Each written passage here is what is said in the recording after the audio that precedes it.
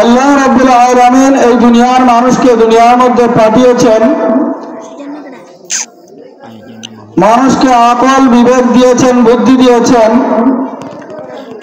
সেই আকল এবং বুদ্ধির কারণে দুনিয়ার মানুষ অনর্থকভাবে এমনি ভাবে দুনিয়ার কোনো কাজকর্ম করে না। দুনিয়ার মধ্যে এমন কোনো পাগল পাওয়া যাবে না যে কোনো টাকার প্রয়োজন নেই, বাসস্থানের প্রয়োজন নেই, মানুষ নেই, কিছু নেই, এমনিতে ঘর একটা বানাবে,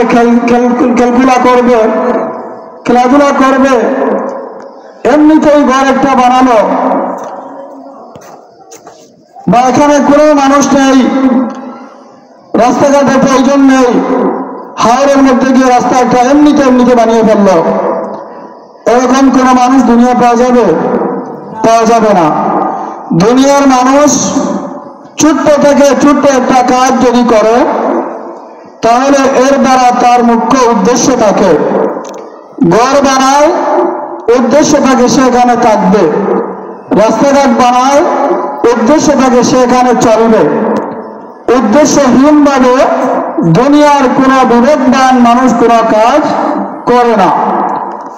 রব্বুল আলামিন যাদেরকে বিবেক দিলেন, বুদ্ধি দিলেন, আকল দিলেন, সেই আকলকে সামনে রেখে যদি মানুষ অনর্থকভাবে কোনো কাজ করে না, তো আমার আপনার দুনিয়ার সমস্ত মানুষের আকল বিবেকের সর্বোচ্চ অধিকারী যিনি, আকল বিবেকের উৎস যিনি, সমস্ত দুনিয়ার কুল কায়নাতের মাখলুকাতের সৃষ্টিকর্তা রব্বুল আলামিন এই বিশাল জগৎ বানিয়েছেন, আসমান বানিয়েছেন, জমিন বানিয়েছেন, চন্দ্র সূর্য বানিয়েছেন, মানুষ বানিয়েছেন, মাখলুকাত বানিয়েছেন। উদ্দেশ্য ছাড়া না উদ্দেশ্য আছে?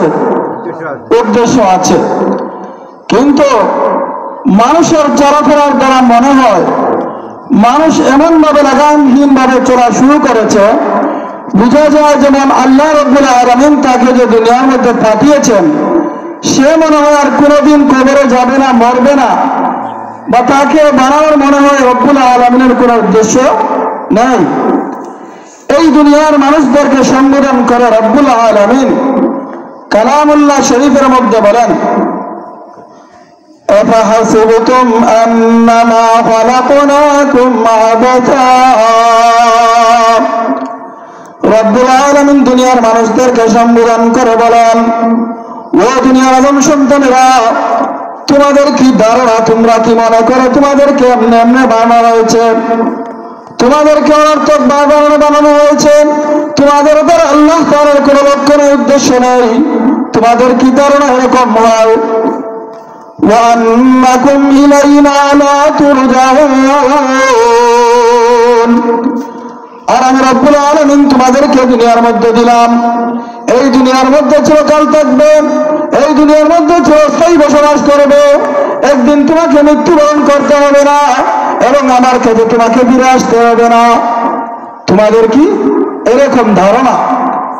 রব্বুল আলামিন এখানে যে প্রশ্ন করেছেন, আরবি লুগাতের ভাষায় বলে এটাকে ইস্তেফহাম ইনকারি, অর্থাৎ না, রব্বুল আলামিন এরকম অর্থহীন ভাবে, উদ্দেশ্যহীন ভাবে তোমাদেরকে বানান নাই। তাহলে উদ্দেশ্য কি? সূরা যারিয়াতের 56 নম্বর আয়াতের মধ্যে রব্বুল আলামিন বলেন, ওয়ামা খালাকতুল জিন্না ওয়াল ইনসা ইল্লা লিয়াবুদুন। ও দুনিয়ার মানুষেরা, ও দুনিয়ার জিন্নাত জাতিরা, তোমরা মনে রাখো তোমাদেরকে যে আমি সৃষ্টি করেছি, তোমাদেরকে আমি বানিয়েছি, তোমাদেরকে বানানোর পিছনে আমার উদ্দেশ্য হলো তোমরা রব্বুল আলামিনকে চিনবে, রব্বুল আলামিনকে জানবে, রব্বুল আলামিনের ইবাদত বندگی করবে।